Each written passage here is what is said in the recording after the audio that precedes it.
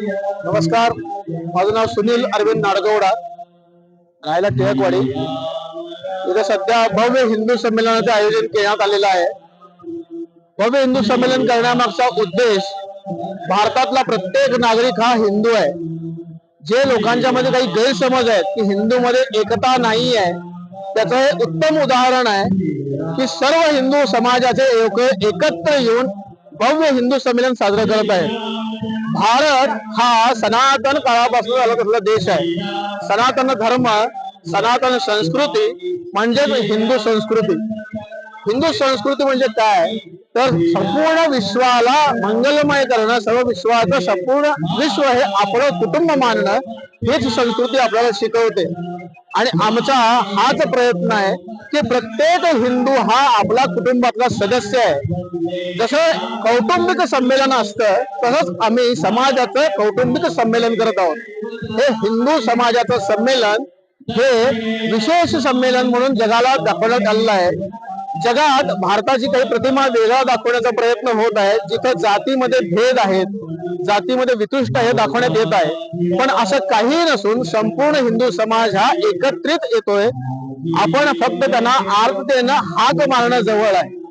आपण आर्ततेनं त्यांना जर बोलवलं तर हिंदू समाज कायम एक मूठ बांधून प्रत्येक संकटाशी हात करायला तयार असतोय, कायम एकत्रित असतोय.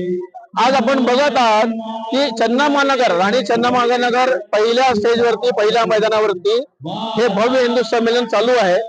असेच हिंदू संमेलन संपूर्ण भारतामध्ये विविध नगरामध्ये, विविध भागामध्ये चालू आहेत. प्रत्येक भागामध्ये हिंदू समाजाकडनं भरघोस आपल्याला प्रतिसाद मिळत आहे. सहजपणे प्रत्येक भागातला एक स्वभाव वेगळा आहे, कार्यपद्धती वेगळी आहे. काही ग्रामांतरामध्ये भरपूर संख्या दिसते. शहरामध्ये काही भागांमध्ये संख्या जरी कमी असली तरी मनापासून हिंदू समाज हा या संमेलनामध्ये सामील झालेला आहे. ही एक्सटेन्शन एरिया असल्यामुळे हजारो लोक एकत्र येणं हा सुद्धा ऐतिहासिक क्षण आहे. हा फक्त हिंदू, आपण हिंदू आहोत या एका कारणासाठी सगळेजण एकत्र आलेले आहेत. व्यासपीठावरती बघितलं तर आपल्याकडे जगद्गुरु सदाशिवनंदजी स्वामीजी आहेत, त्यानंतर आरसी विद्या केंद्राचे चित्तकाशानंद स्वामीजी आहेत, मातृशक्ती आहे, राष्ट्रीय स्वयंसेवक संघाचे किरण गुड्डतगिरीजी आहेत.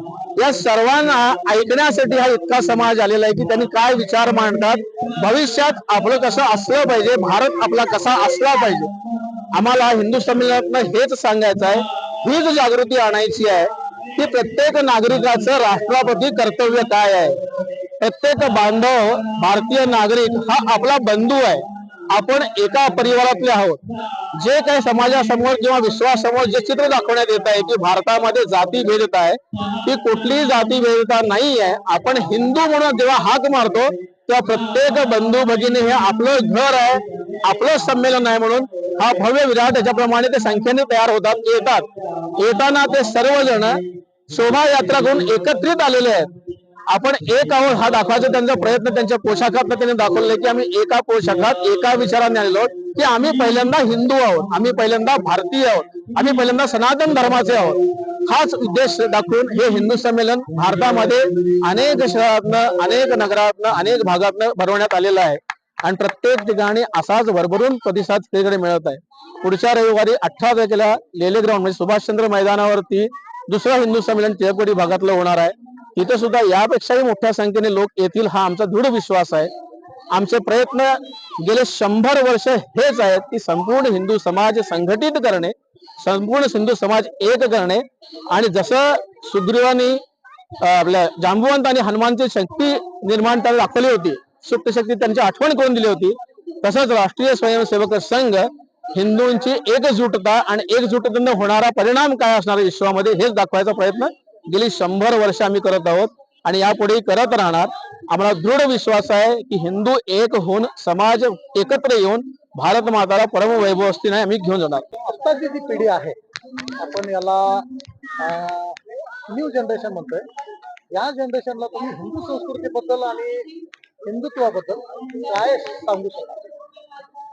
पहिला तरी आता तुम्ही म्हटल्याप्रमाणे या नव्या पिढीला जेनझी असं नाव ओळखतो, आपण म्हटलं जातो, संबोधतो.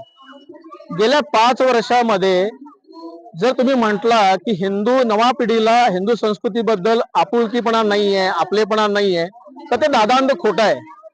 याचं उत्तम उदाहरण म्हणजे गेल्या 5 वर्षामध्ये जे काही टुरिझम झालेलं आहे, त्या टुरिझम मध्ये तुम्हाला निर्णय दिसतोय किंवा त्या निकाल दिसतात. गोव्यापेक्षा सुद्धा जास्त युवक युवती आणि टुरिझम जे काही आपण टुरिस्ट फिरायला लागलेत, ते फक्त अयोध्या, वाराणसी, महाकाल, केदारनाथ, बद्रीनाथ हे वर्ष अगोदर तिथे बुकिंग व्हायला लागले, जे 10 वर्षापूर्वी तुम्हाला दिसत नव्हते. मग हे जर युवक पिढी जर आपल्या हिंदू संस्कृतीशी जोडली नसेल तर तिथे गर्दी होऊ शकते काय? हा फक्त प्रोपोगंडा फैलवला जातोय की नवी पिढी आपल्या हिंदू संस्कृतीशी बांधिलकी नाही आहे. पद्धत वेगळी आहे. पद्धत जरी वेगळी असली तरी पण त्यांची नाळ हिंदू संस्कृतीशी जोडलेली आहे, ती कधीही तुटणं शक्य नाही आहे. ती वाढत जाईल पण कमी कधी होणार नाही. धन्यवाद.